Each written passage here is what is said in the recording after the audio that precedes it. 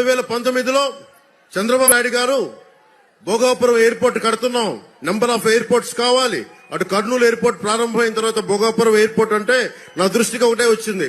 ఈ భూముల్ని అడ్డుగోలుగా కొంతమంది చేస్తారు. ఇక్కడికి వచ్చినప్పుడు నేను భూముల్లో అవకతవకలు అడిగాను తప్ప, మనకి వైఎస్ జగన్ చెప్పింది ఏంటంటే అసలు వైజాగ్ ఎయిర్పోర్ట్ లోనే ఈగలు తొలుకునే ఎయిర్పోర్ట్ ఇంకొక ఎయిర్పోర్ట్ ఎందుకు అవసరమని. అంటే ఒక మాట మనిషి చెప్పినప్పుడు ప్రతిపక్షంలో అందరూ ఏమనుకుంటారు, నిజమే అకారణంగా చేస్తారని అనుకుంటారు కదా. అలాగే ప్రతిపక్షంలో ఉండగా జగన్ అన్న మాటలు ఎగ్జాక్ట్ గా ఇవి.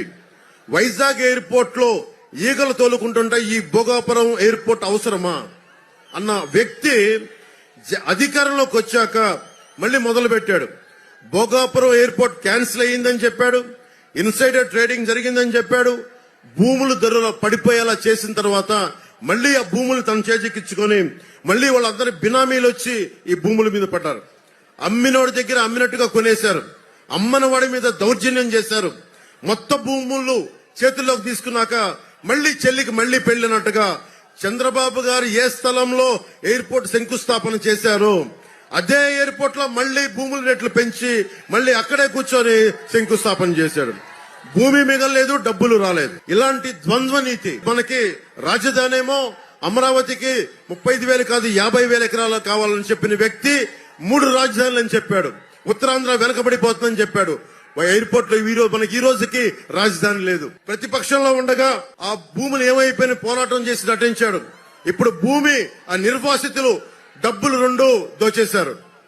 ఎయిర్పోర్ట్స్ అథారిటీ ఇండియాకి ఇవ్వాలి, ఎయిర్పోర్ట్స్ ఆఫ్ అథారిటీ ఆఫ్ ఇండియాకి ఇవ్వాలి అని అన్న వ్యక్తి జిఎంఆర్కి ఇచ్చేశారు. మళ్ళీ ఏదైతే చంద్రబాబు గారు జిఎంఆర్కి ఇచ్చారో మళ్ళీ అది తప్పని చెప్పి ఆ రోజు చెప్పిన వ్యక్తి, రివర్స్ టెండరింగ్ అని చెప్పిన వ్యక్తి మళ్ళీ ఈ రోజున అధికారంలోకి వచ్చి మళ్ళీ అదే జిఎంఆర్ సంస్థకి ఇచ్చాడు. ఇలా తలతిక్క పనులు ఏమంటామంటే నవనందులు చేసే పనులు అంటాం. మగధ రాజ్యంలో చాణక్యుడు చంద్రగుప్తులు ఏలిన కాలంలో నవనందులనే ఉండేవాడు.